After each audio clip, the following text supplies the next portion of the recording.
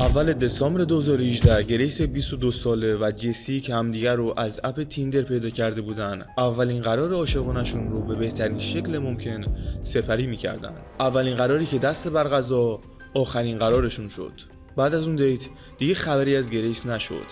از اون طرف جسی فردای روز ملاقاتشون با شوینده و یک کیف مسافرتی بزرگ دیده شد. کیفی که محتوای داخلش تمام دنیا رو به شوک فرو برد. گریس که تازه از انگلیس به نیوزلند نقل مکان کرده بود، برای اولین دیدارش با دوست مجازی خودش جسی آماده میشد. جسی هم بعد از نوشیدن 4 بطری آب جو به سمت محل ملاقاتشون حرکت کرد. اون قرارشون رو توی مکان عمومی برنامه‌ریزی کرده بود تا گریس با وجود جمعیت در کنارشون احساس امنیت کنه. اون میخواست یواش یواش اعتماد گریس رو بیشتر به خودش جلب کنه تا به هدف اصلیش برسه. هدف اصلی اون تنها شدن باهاش بود. از ساعت 6 تا 8:30 بعد از ظهر اونها به 3 بار مختلف رفتن و مشغول به نوشیدن شدن. تو آخرین بار به اسم بلوستون بود که جسی تصمیم گرفت تا شانسش رو امتحان کنه و به گریس نزدیکتر بشه. در ساعت 8:45 این اتفاق افتاد و گریس مردی رو که قرار بود تا ساعتی بعد اون رو به قتل برسونه بوسید. آخرین پیام‌های گریس در اون شب این بود که به دوستانش گفت همه چیز داره عالی پیش میره و ما برای هم ساخته شدیم. اون برای سپری کردن شب با مردی که ازش خوشش میومد هیجان زده بود، اما روحش هم خبر نداشت که قراره به دست اون مرد به بدترین شکل ممکن کشته شه. فردای اون روز تلفن همراه گریس به خاطر اینکه تولدش بود پر از پیام‌های تبریک بدون پاسخ و تماس‌های بی جواب شد.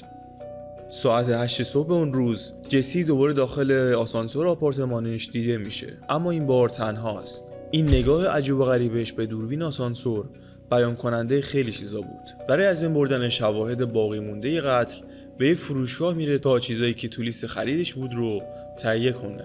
لیست خریدی که شامل این وسایل میشد: مواد شوینده به مقدار زیاد برای از بین بردن رد پاها و اثرات داخل صحنه جرم و یک کیف مسافرتی بزرگ برای جابجایی جسد مقتول. بعد از اتمام خرید به آپارتمانش برمیگرده و بعد چند ساعت حوالی ساعت 10:42 دوباره داخل آسانسور دیده میشه. این بار با یه تاکسی به مرکز اجاره اتومبیل میره. اما اتفاق بعدی که در راه عجیب ترین بخش ماجراست. در حالی که جسد گریس هنوز توی آپارتمان بود، جسی قرار بعدی خودشو با قربانی بعدیش تنظیم کرده بود. با همون لباس و در همون باری که با گریس تایم خودشو گذرونده بود به این قرار میره.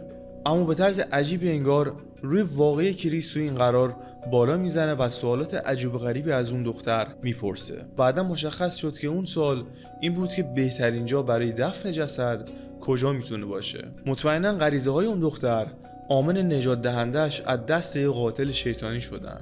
بعد از دست دادن قربانی بعدی کریس به آپارتمانش برمیگرده تا کار ناتمومش رو به اتمام برسونه. اون دوباره توی آسانسور با مقدار زیادی شوینده داخل دستاش و یه تمیز کننده فرش دیده میشه.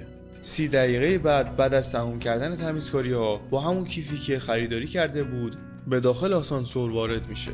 کیفی که جسد یه دختر جوون رو داخل خودش جا داده. جسی از ماشینی که اجاره کرده بود برای به اتمام رسوندن جنایتش استفاده میکنه.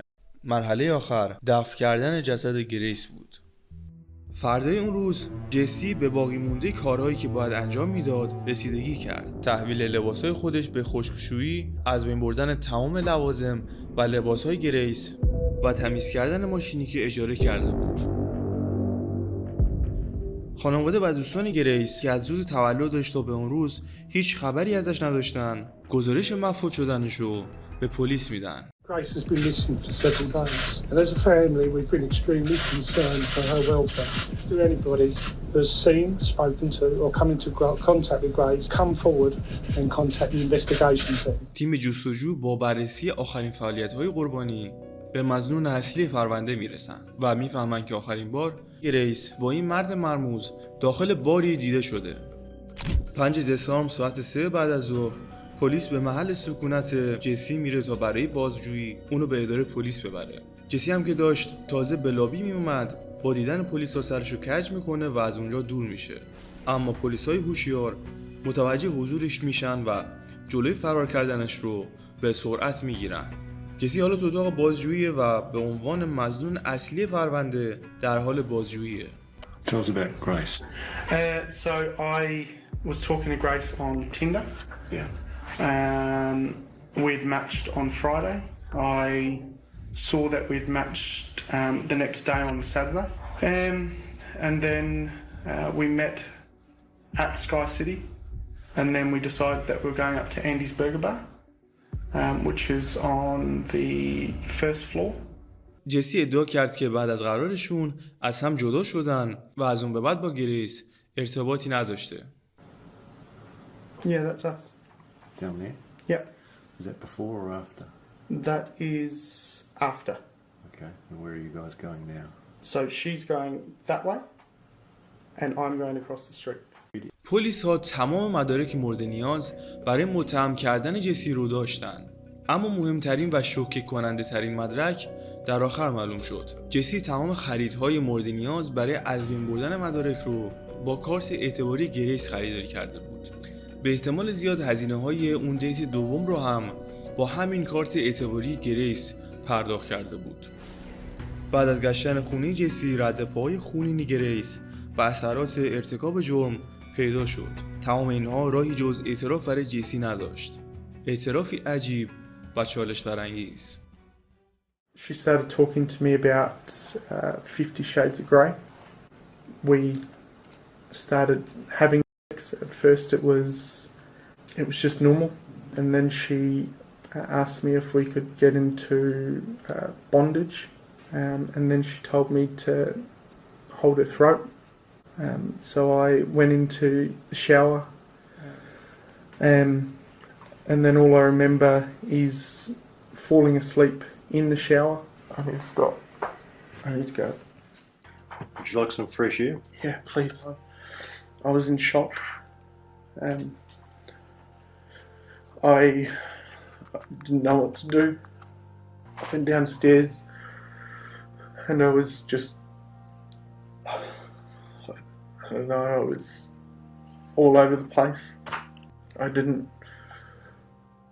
believe what had happened.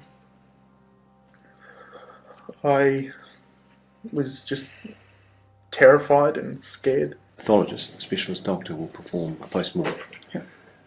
They're very skilled at establishing people's causes of death. Do you understand that? Yeah. Did you kill Grace Mullane? Okay. You're under arrest for the murder of Grace Mullane on or about the 2nd of December. Do you understand? نقش بازی کردن این قاتل روانی اثری روی رأی نهایی دادگاه نداشت و اون به عنوان قاتل گریس به حبس ابد محکوم شد. جسد قربانی در 9 دسامبر 2018 در خارج از شهر پیدا شد و معلوم شد که اون در حین تقلا کردن کشته شده، چون روی بدن و دستاش جای چندین زخم و کبودی وجود داشت.